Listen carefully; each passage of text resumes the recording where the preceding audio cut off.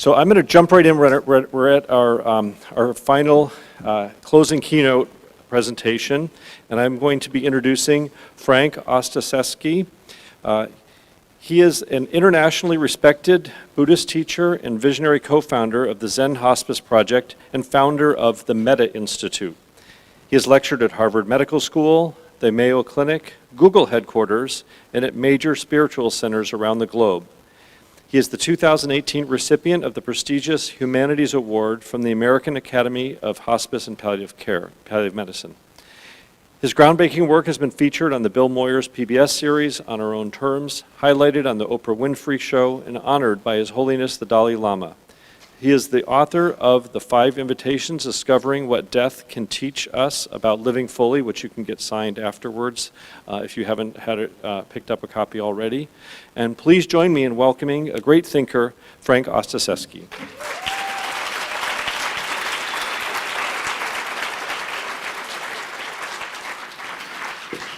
Hi.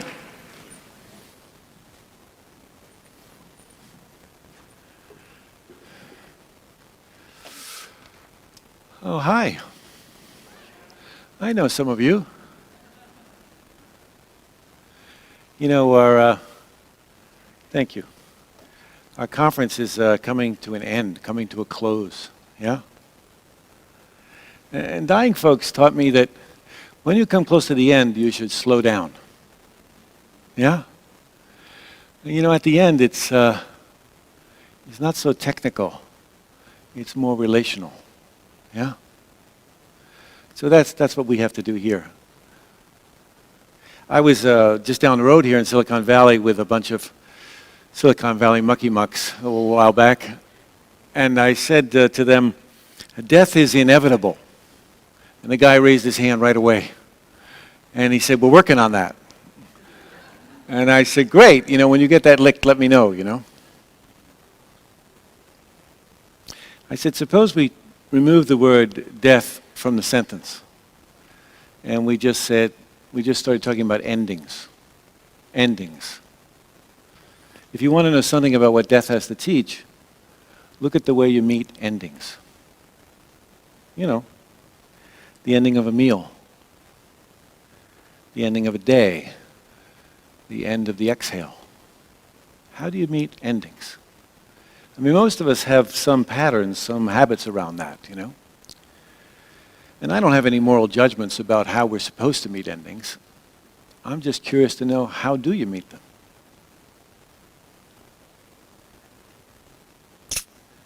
How do you meet the end of a conference? I mean, do you go unconscious around endings? Do you leave either emotionally or mentally before the end is actually here? Like, are you already planning what's for dinner? Or are you the last one in the parking lot, you know, waving goodbye to everybody as they leave? Yeah. Or maybe endings cause you to feel sad or teary-eyed in some way. Or maybe anxious. Or some of us are totally indifferent to endings. And so we kind of isolate ourselves in some kind of protective cocoon. Like, notice, at a conference like this, do you stop talking to others just before the end comes? So you don't get something started that you can't finish? Huh. So without judgment, without any criticality, you might be curious just to look and see how you meet endings. What are your patterns? And are you happy? Are you satisfied with those habits? If not, you can change them. You don't have to continue them. You have a choice.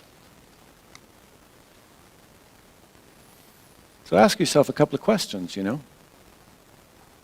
If you really want to know what your relationship is to death, look at your relationship to endings. How do you normally meet endings? Like when you end a relationship, when you leave a party, how do you normally meet endings? Yeah, that's the first question. Second, you know, why do you think or feel you meet them that way? And third one, where did you learn to meet endings that way? Yeah? Who taught you that? You know, like my wife and I, we have a ritual that we do oftentimes before we go to sleep at night. We did it last night. We ask each other 4 questions to sort of make the day, the ending of the day, a conscious act. We ask ourselves, each other, what inspired you today? And that's a way of sort of looking and seeing what's the leading edge of your life. You know, what really is inspiring you? We ask that question. Then we ask each other, what challenged you today? You know, because, you know, we don't grow in our comfort zones, right? We grow on the edges, so to speak. So what challenged you today? And then we ask each other, what surprised you today? Surprise is a good one.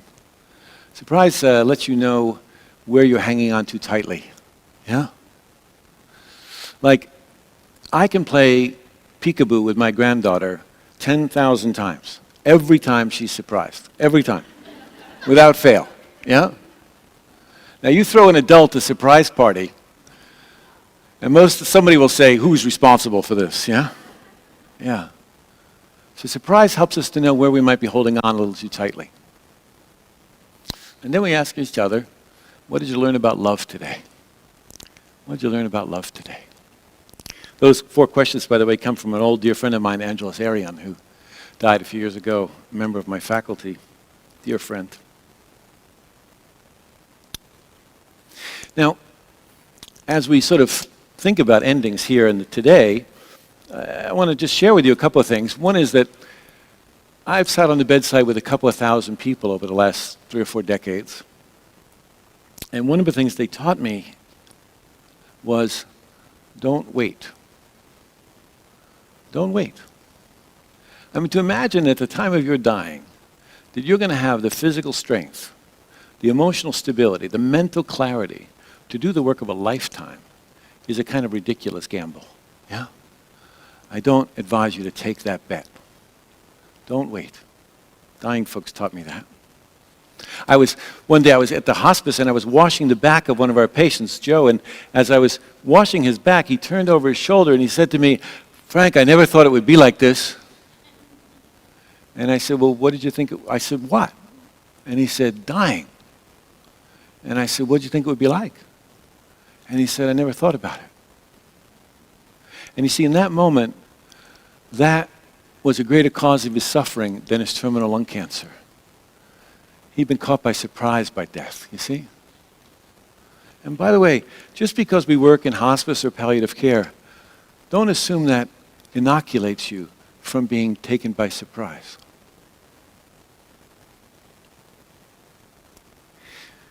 It's the elephant in the room, right? The truth we all know that we also agree not to talk about, that we project our worst fears onto, that we use euphemisms to discuss, that we sidestep when possible or avoid the conversation altogether. We can run, but we cannot hide. You know the old Babylonian story about the merchant who sends his servant, they call him a servant in the story, to go to the market, they buy the household goods. And he goes to the market, and while he's shopping for avocados and asparagus, he bumps into a woman, and he turns, and he realizes that she's deaf. And he becomes terrified. And he runs home, and he says to the merchant, lend me your horse. At the market, I ran into death, and she made this threatening glance at me. And I know she's coming to get me. Give me your horse, and I will ride to Samara tonight, and there death will not find me. And of course, he rides off on his horse, magically arrives in Samara from Baghdad, and the merchant goes to the market, and he too encounters death. And he says to death, what was that? Why, you scared my servant today. Why'd you do that? That was a terrible thing to do. You made that threatening glance at my servant. And death said, oh no, that wasn't a threatening glance. That was a look of astonishment, of surprise. I was surprised to see him here in Baghdad this morning. I knew I had an appointment with him tonight in Samara. Yeah. We can run, but we cannot hide.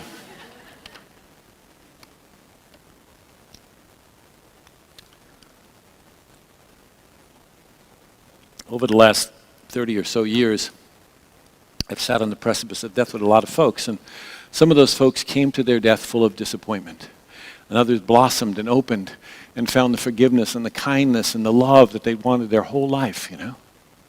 And others, they turned toward the wall in hopelessness and withdrawal and depression, and they never came back again. All of them were my teachers. And it seems to me that the ones that really were able to turn toward their experience were the people who were willing to live into the deeper dimensions of what it means to be human. Yeah? So today, I don't have any PowerPoint slides, I'm sorry. I cannot tell you how to solve the opioid crisis, nor how to work with the joint commissions. But what I would like to do is to invite death into the room. Not that we haven't been talking about it. It's easy to talk about it, but to invite it into the room is something different.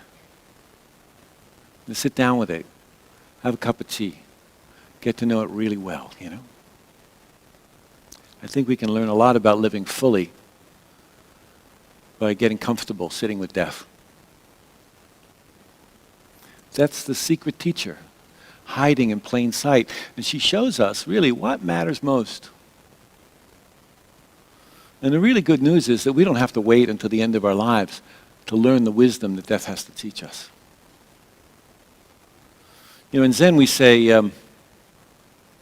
when your teachers are in the room, it keeps you honest. So I brought my teachers with me. In just a moment, I'm going to ask them to show photos of them on the screen. But these are real people, not my deck. You know, these are people who are really trying their very best to teach us about what they've encountered. And so in just a moment, we'll put them up on the screen. But before we do that, our tendency when we look at screens is to look at them in a kind of passive way, you know? We're not really there for it. And so I'd like to encourage us, partly because we're at the end here, partly because it's important that we go slower, that we get more relational, to just put down whatever you're holding on to, whether it's your pens or computers or coffee cups or your ideas. Yeah? Set them all down for a moment. If you feel comfortable, put both your feet on the floor.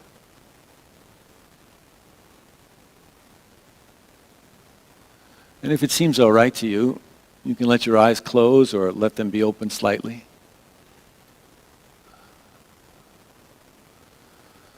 A few intentional breaths is always helpful.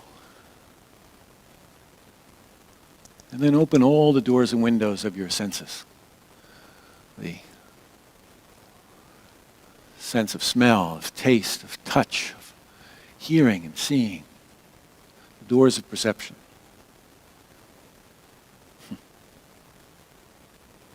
And then, if you can, just let your attention come for a moment to the experience of hearing. Not the idea of it, but the direct experience.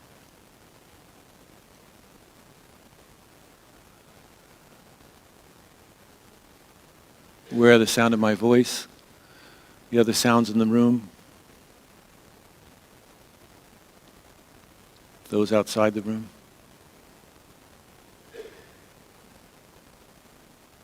And you see that sounds emerge and they're known, and then they change or pass away. And if you listen a little more closely, which is really what our work is at the end of life, then you hear the silence. And the silence is really undisturbed. Sounds come and go. The silence itself, undisturbed.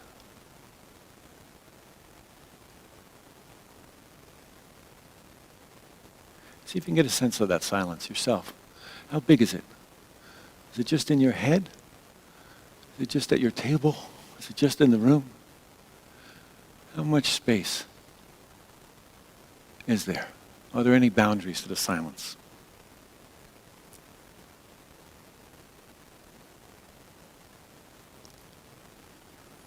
Sounds come and go in that space just as sensations do, just as feelings and emotions do, just as thoughts come and go. So in just a moment, staying in this very state of mind that you find yourself in, state of body and heart that you find yourself in, I'm going to ask you to look at the photos. Now, as you look at the photos, keep sensing your body, keep feeling your heart, keep observing your mind. There's nothing more important. You'll learn much more from that than you will listening to me. And then when you look at the photos, I want you to notice what attracts you and what causes you to pull away, even if only slightly. It's really important to see both of those. What attracts you and what causes you to pull away. And we'll talk about this afterwards, so it's really important that you track that moment to moment. So I'm going to ask the techs, our friends, Kelly rather, to start the slides, and you can open your eyes. So these people are going to teach, and I'm going to translate. Okay? Some of these folks, some of the people I worked with, they lived in terrible conditions. In rat-infested hotels. I changed a lot of diapers on park benches behind City Hall in San Francisco. And they were alcoholics and prostitutes and homeless folks who barely survived on the margins of society. They didn't trust much. They often wore the face of resignation when they were angry about their loss of control. Many of them had lost all confidence in humanity. Some of them were from cultures I didn't know, speaking languages I couldn't understand. Nguyen, I remember, a wonderful Vietnamese guy, he stayed with us. He was very scared of ghosts. And his roommate, Isaiah, African-American man, he was very comforted by nightly visits from his dead mother. These two were quite a pair. There was a man I worked with.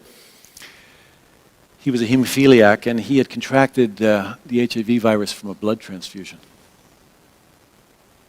But the year before, he had disowned his gay son when his son told him that he was HIV positive. And now father and son were in twin beds in the same room on Bernal Heights, being cared for by Agnes, the son's mother, and the father's wife. For some of these folks, dying was a great gift. They found that kindness and acceptance that I spoke of earlier. But not everybody did. I'm not romantic about dying. I think it's the hardest work we may ever do. And sometimes it's beautiful, and sometimes it's horrible, and sometimes it's messy, and sometimes it's transformative. But most of all, it's ordinary. We all go through this. Nobody gets out of here alive. I mean, maybe today, but I don't even guarantee that. And the habits of our life, they have a very strong momentum that propel us right into our dying process. So the question that arises for me all the time is, what habits do I want to create? Suppose we stop compartmentalizing death, cutting it off from life. Imagine if we regarded death as the final stage of growth, an opportunity for transformation. Then might we turn to this experience and say, how then shall we live? I think without a reminder of death, we get caught up. We get swept up in endless pursuits of self-gratification. But when we keep death really close, and I really want to speak to your hearts here, not your role. I want to speak to your hearts. When you keep death really close, really at your fingertips, then I think we don't hold on so tightly. We don't take ourselves so seriously. We don't hold our beliefs so firmly. We let go a little more easily. And we recognize that death comes to everybody, and when we know that, we get it that we're all in a boat together. And the way in which we take care of each other is fundamentally different. In this culture still, even in conferences like today, we still regard death as a medical event. And while it's important that we bring the best of what medicine has to offer, I don't think the medical model, as brilliant as it is large enough to contain the profundity of what happens in the dying process. Death is too big for any model. And when we speak about just making the best of a bad situation, we rob death of its holy significance. And I think the dying experience can offer us much more than that. Death is inevitable and intimate.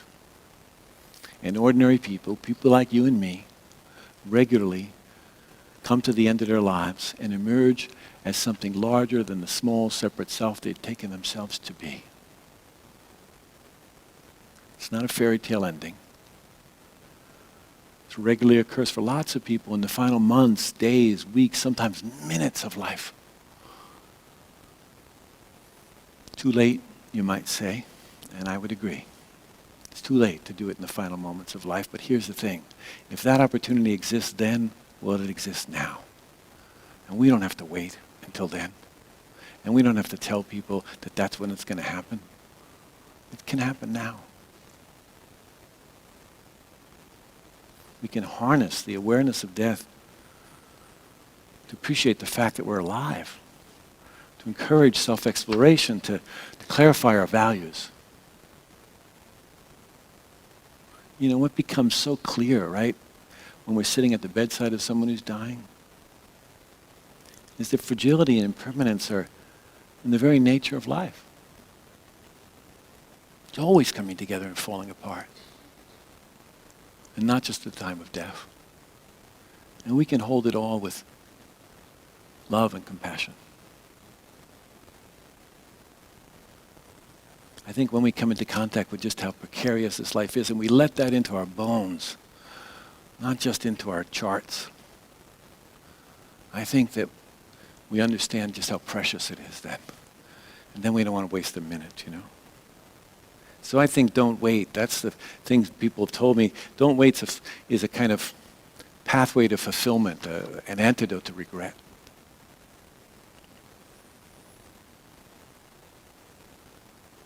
Instead of pinning our hopes on a better future, we focus on the present, and we're grateful for what's in front of us.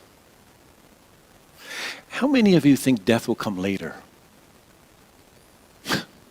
Yeah, right? I mean, that word later gives us this comfortable buffer between now and our death. It's going to come later. Well, constant change is not later. It's now. Impermanence is the essential truth woven into the very fabric of our existence. It's perfectly normal and our most constant companion. I mean, could someone please tell me, where is this morning's breakfast? Yeah. Where's last night's lovemaking? Someone please tell me, where has my blonde hair gone? Yeah. Seems like it was here just a moment ago. You know, we understand, every one of us here, that one day our mother's treasured vase that we have protected for years and we've kept on that special mantelpiece, one day that's going to fall off the shelf and break. And our car's going to break down and people we love are going to die. Our work, I think, is to move that understanding from our intellects and nestle it deep in our hearts. Impermanence isn't the cause of our suffering. We rely on change. We rely on impermanence. I mean, that cold you have today, it's not going to last forever. That really boring dinner party you're going to go to on Saturday night, it will eventually come to an end. Presidential terms end.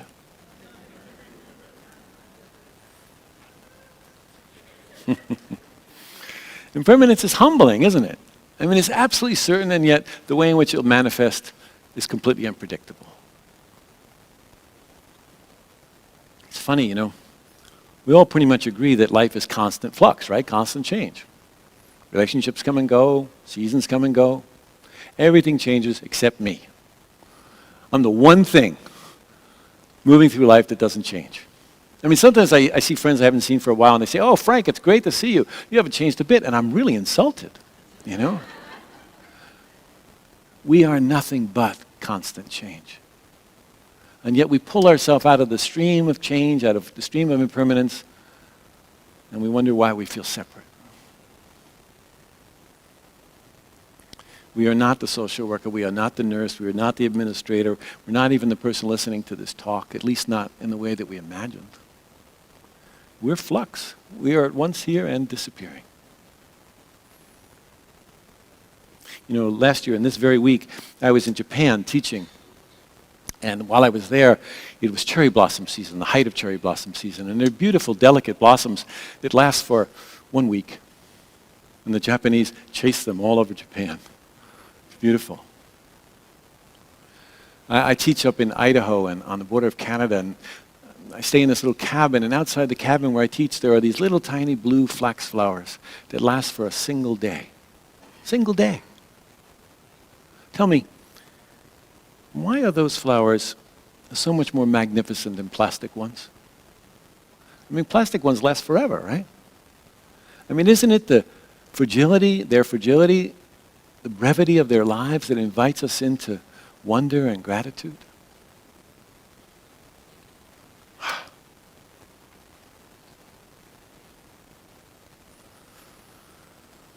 Death is not a stranger. It's always announcing itself, and not just on an admission day, you know. This moment of your life you're living now, it's never going to come again. And you don't know how many more moments you'll have, and no matter how much you accomplish and how many times you do something, there's going to come a time when you do it for the last time. So you have this one opportunity to fall in love with life. Why not relax? With all of its difficulties, relax into life. You know, I was teaching a retreat for doctors and nurses on compassion, and in the middle of it I had a heart attack. Yeah.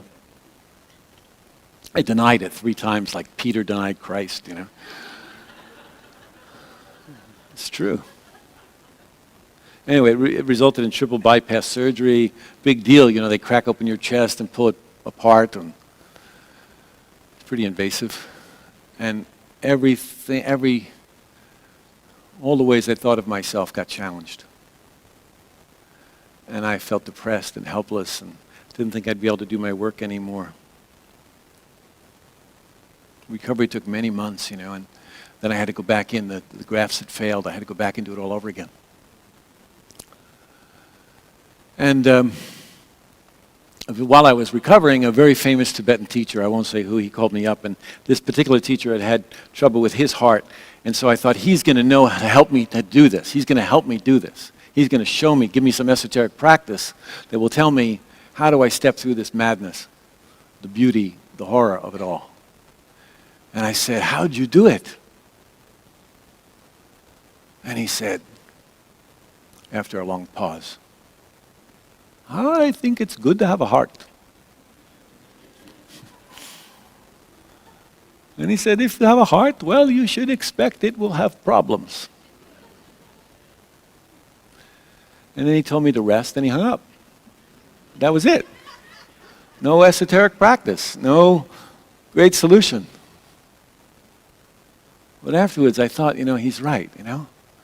If we have a heart, if we have a human body, we should expect that we'll have problems. I mean, who told us otherwise?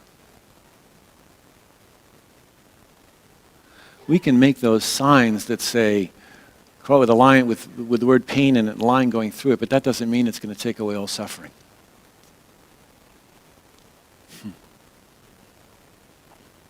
You know, there's this phenomenon that we encounter oftentimes when we're working with people with cancer,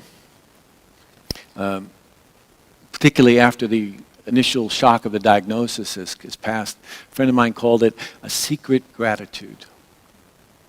Secret gratitude. Because the illness has given them perspective. And they say things like, now I can say no to more work. Or to boring dinner parties. Or before I always felt I was obliged to say yes. But now I can finally rest.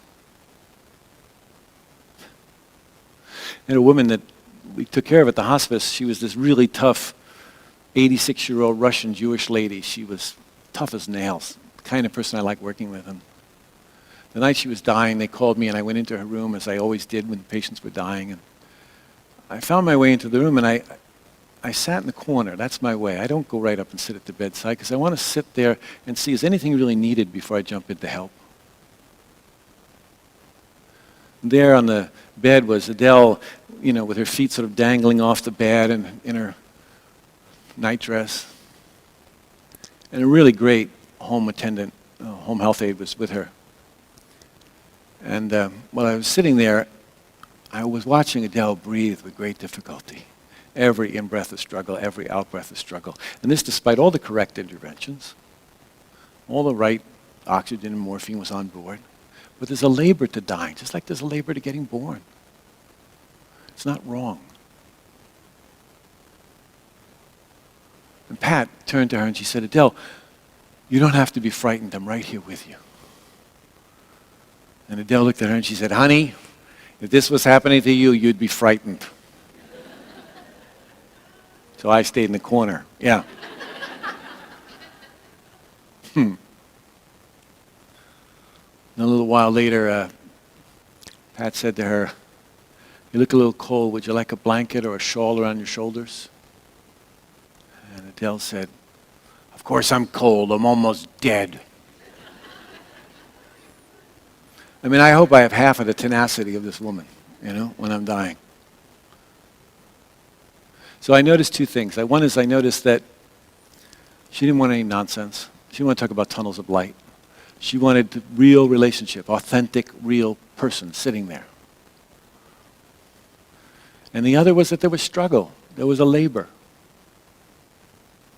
And in this case, the labor was manifesting in the breath.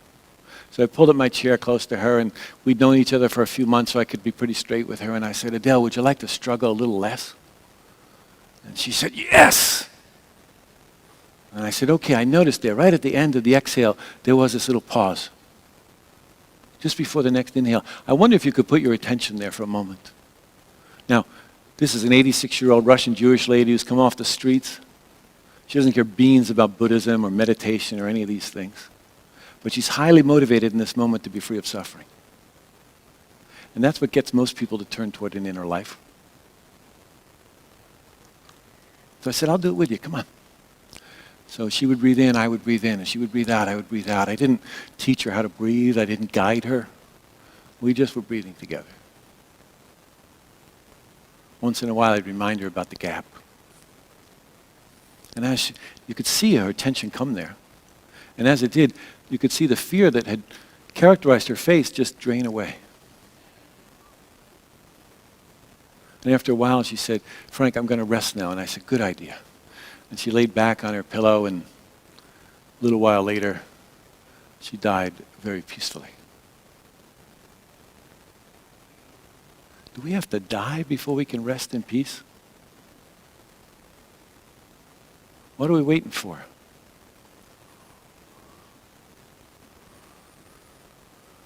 I think when we embrace impermanence, first it scares the hell out of us. And then it becomes a liberating opportunity. I think we can treasure experiences, we can feel deeply, all without clinging. And we're free to savor life and to taste the texture of every passing moment. Whether that's a moment of sadness or of joy.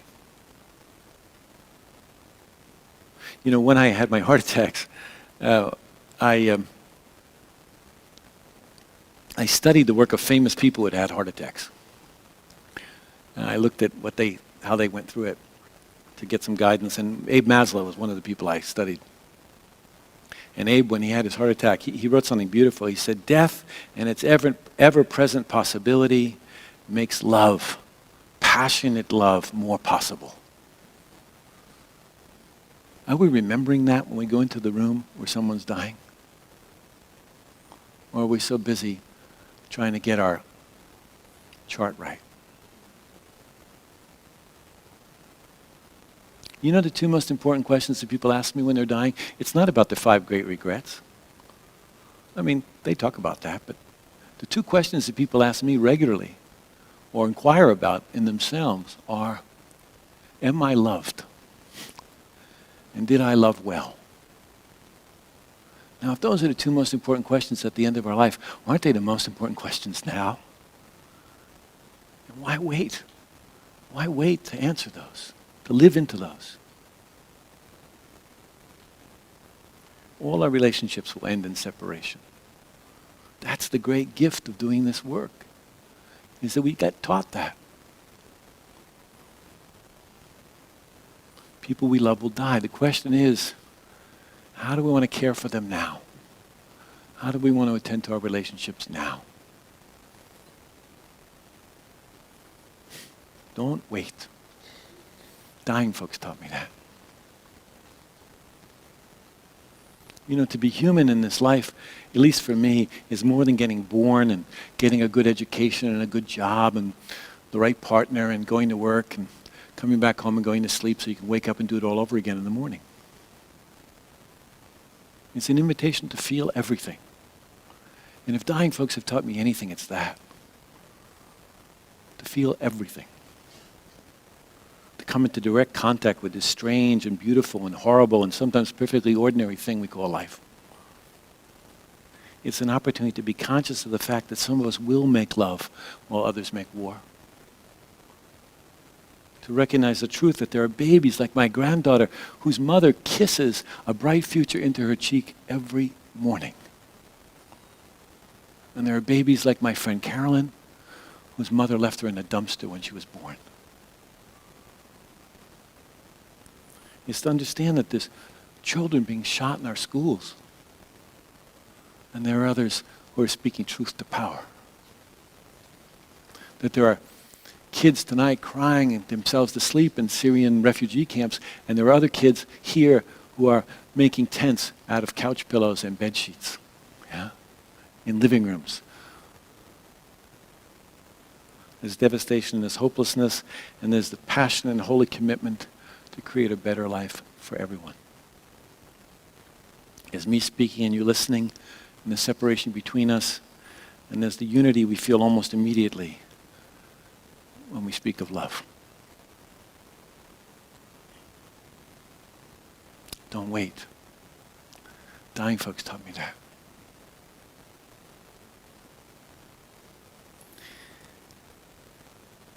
There's a lot of talk about compassion in our world and in the world at large. And it's good that we speak about it. It's best that we enact it.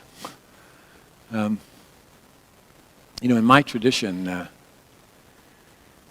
there are two aspects to compassion. Wisdom and compassion, they go together. Yeah? Wisdom and compassion. Attempts at wisdom without any compassion, well, they get a little heady. And attempts at compassion without any wisdom, well, they get a little sentimental and mushy. Yeah? So you bring them together. When I was introduced, he was talking about meeting His Holiness the Dalai Lama. And when you meet the Dalai Lama, it's a big deal. So when I met him, you bow traditionally to your teacher. And generally, you try to bow lower than your teacher. Except I'm much taller than the Dalai Lama. So when I bowed, he bowed lower. So I bowed still lower. And I looked up and he bowed lower.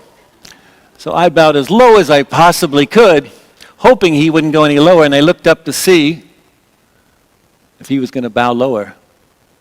And then he just wrapped his arms around me and laughed at me. I was taking myself far too seriously. And I think in this work, it's easy to do that. You know, in my tradition, there's a character, it's called a bodhisattva, a great saint or sage. And the name is Avalokiteshvara, and Avalokiteshvara has 1,000 arms. And depending on the depiction, Avalokiteshvara has either an eye in his hand, in each of those hands, to see the suffering of the world, or an ear to hear the cries of the world. Yeah? And 1,000 arms to respond. Yeah?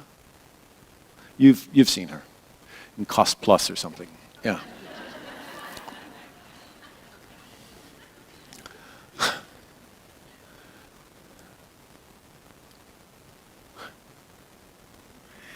My friend Bernie Glassman, who died a few months back, he was teaching in Germany once about this very subject of Avalokiteshvara and compassion, and he talked about this 1,000-armed figure, and a man in the audience raised his hand, and he said, "That's a beautiful metaphor, but I only have 2 arms. What should I do?" And Bernie, who was very bright and kind, he said, "I'm sorry, sir, you're mistaken." The man looked. He said, "No, I just have 2 arms." And then Bernie did something really simple. He had everybody in the audience raise both their arms. Go ahead, do it. Look around. Look around. You see?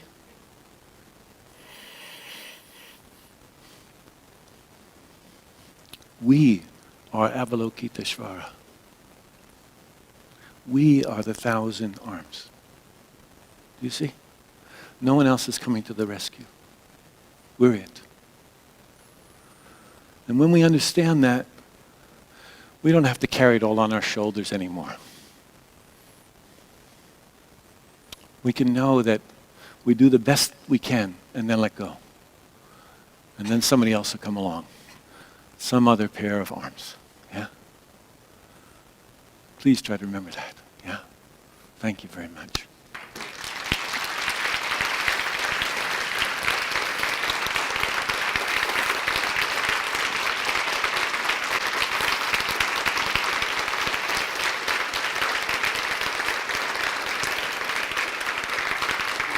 Okay, sit down. All right, I promised Kristen and the gang that's put this program together that we try and do something experiential. And where's Nate? Nate, are you here? Okay, so Nate's back there. He's the reason I'm here. Yeah. So if you're, say thanks to him. I'm very loyal to the people who study with me. And Nate studied with me, and he was a volunteer at Zen Hospice many years ago. And so when he asked me to come to this, I said yes, because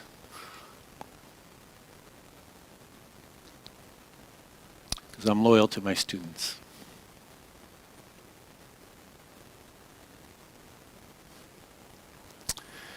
You've been looking at the photos, yeah? What attracted you? What caused you to pull away, even if only slightly? It's important to know that. What attracted you? What caused you to pull away? So at your tables, just as you are, this is the experiential part.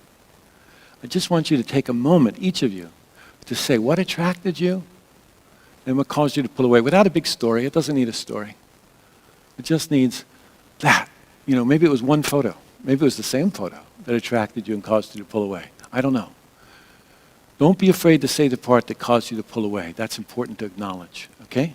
So that's what we're going to do. We're going to do this just for 5 or 7 minutes at your table, just to give each person a chance to speak. And not just a laundry list. Say, this is what attracted me and why. And this is what caused me to pull away and why.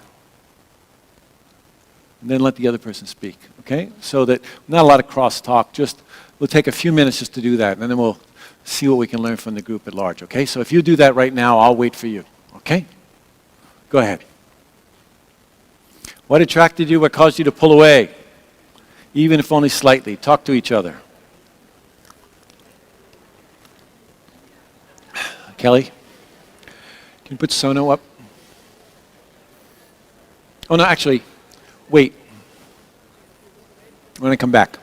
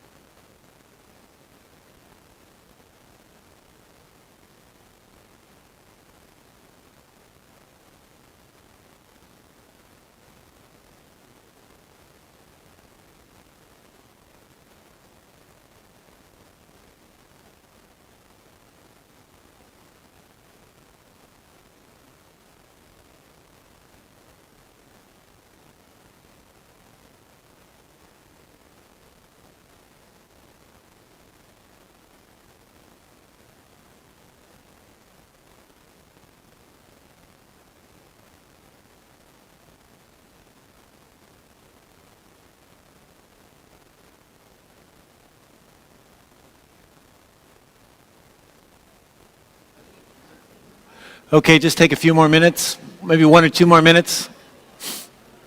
Make sure everybody gets a chance to speak.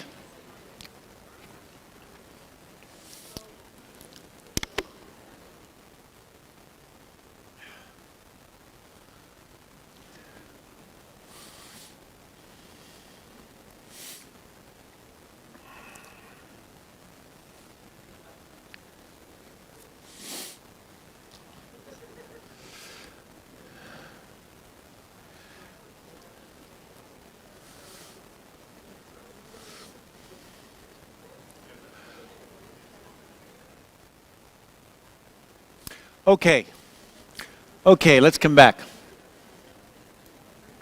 Sorry to interrupt. I'm sorry if we didn't give everybody a chance to speak. I take that responsibility. But I have to be mindful of our time. You know how we are with endings. We always mark that time that it ended. Yeah. Okay, so we don't have time for everybody to come up to microphones and stuff, so we're going to use our Shakespearean training and shout it out. What attracted you? What caused you to pull away? Somebody willing to say? Come on. Connected eyes were what? What attracted you? That's what attracted you. What caused you to pull away, Michael?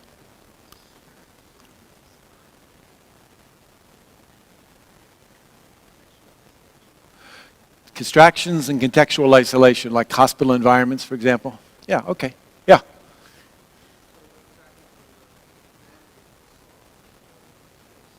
The humanity. Yeah. Yeah. The humanity in all those faces. And what was it that caused you to pull away?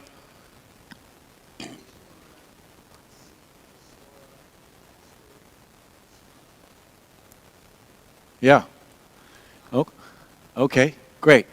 Somebody else over here at this side of the room. Yes, way in the back. Go ahead.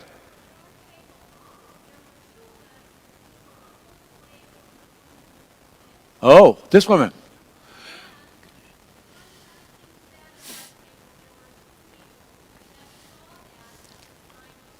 Uh-huh. Okay. All right. The woman with the fist. That was hard for you. For some people, strength represents strength for others. Okay, what else? Come on. Cigarettes. Cigarettes were attractive or caused you to pull away? Come on, you're in Northern California. Yeah. No. Remember, some of these pictures are a little dated, but you could smoke in your beds at Laguna Honda Hospital. Now, there came a time when that was not appropriate anymore, so we had to create a smoker's room. And then I put up pictures of famous dead smokers in the room. Marlene Dietrich, Humphrey Bogart, etc. But all the Buddhists who were closet smokers, they would go in that room, finally came out. Yeah, for some people, same thing. It's like, oh, that's horrible. Other people, oh, I'm really glad that they had the freedom to do that. Who are we to get to judge what people should do? All right, what else? Yeah.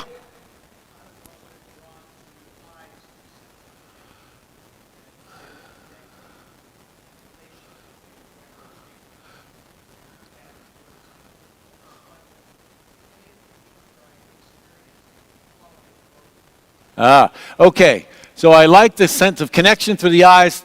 The feeling of loneliness was difficult for me. Okay, here's the thing. Do all of you know what tarot cards are? Okay, so you don't have to believe in tarot. But you know what tarot cards are? They're archetypical images of the human condition. That's what they are. And so on tarot cards, you see the whole human condition. I think these are like tarot cards. I think the whole human condition is here. Now, here's the thing. I know these folks. I cared for most of them. I could tell you their backstory.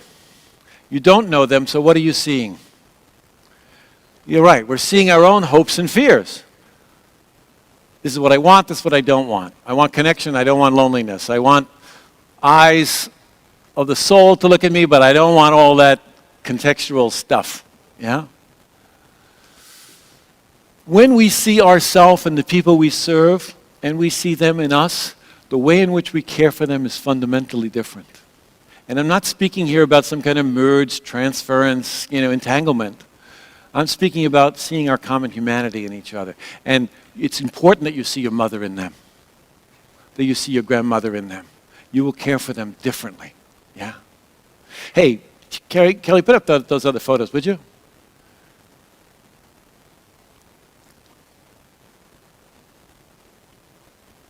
Anybody else want to shout out something? The babies. Who said the babies? Yeah, what about them?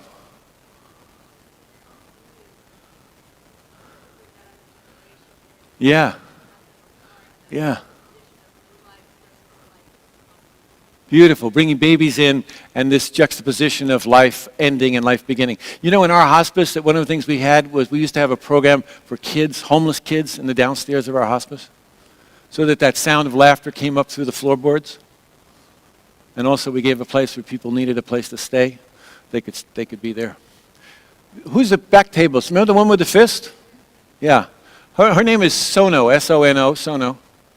She's lived on the margins of society. Next slide. Oh, I have the clicker, don't I? Yeah, hang on. Sorry. Same woman. How do you get from that to that? That picture's taken 2 hours after she came into our hospice.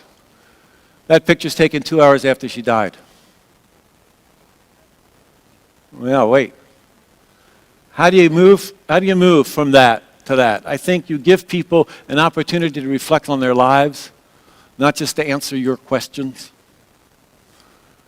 You give them a chance to think about what has meaning and purpose in their life, what's the value of their life has been.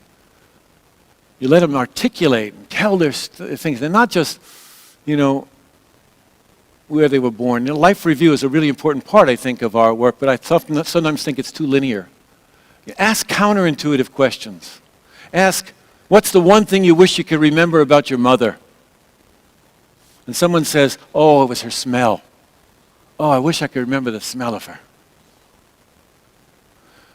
You let people reflect, write, tell their story, get it down. And you offer compassionate companionship, right? Whatever face that takes. And it doesn't always matter who's providing it. Who is that person with her? Who's that person with her? Is she a doctor? Is she a volunteer? Is she a nurse? Anybody know? I do.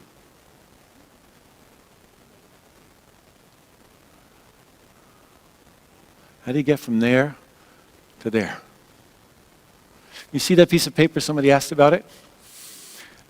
I was in the kitchen one day reading a book of Japanese death poems. That's a tradition in Japan. Zen monks and nuns write a death poem on the day of their death that tells the essential truth of their life. Now, if you don't die that day, it doesn't count. You have to write a new one the next day.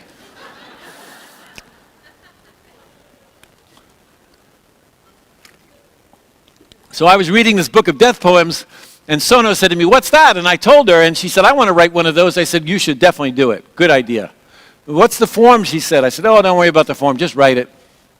So she went upstairs to her room, and about 3 hours later, she summoned me. Didn't ask for me. She summoned me. And I got to her room, and she said, Frank, I've written my death poem, and when I die, I want you to pin it to my clothes, and I want to be cremated with it. And I said, Sono, I promise you I will do that. Thank you. And she said, but before that, I want you to learn it by heart. Now, words are important when people are dying. She didn't say memorize it. She said learn it by heart. She said, I want to know that that poem lives in someone else's soul. I said, okay. And she taught it to me. And I repeated it many times until she was certain that it was in my bones. You want to hear a poem? She says, by the way, this is a woman living on the margins of society. You know, the people we pass by on the streets all the time who ask for a buck. She writes, don't just stand there with your hair turning gray. Soon enough, the seas will sink your little island.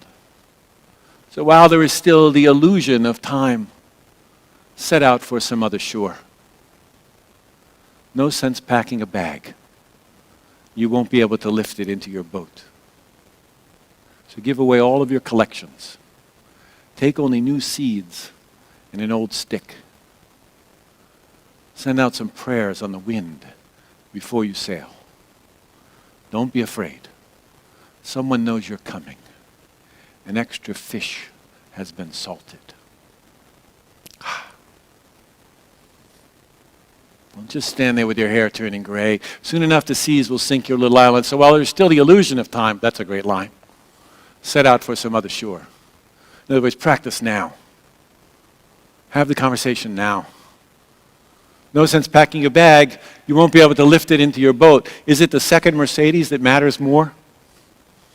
Or am I loved? Does that matter more? Give away all of your collections. Take only new seeds and an old stick. You know how farmers and gardeners used to work? Hole in the ground with a stick, drop in a seed, cover it up with your dirt. Stick in the ground, hole, drop in a seed. This is a woman who understands that death is not a full stop, at least not in her belief system. Send out some prayers on the wind before you sail.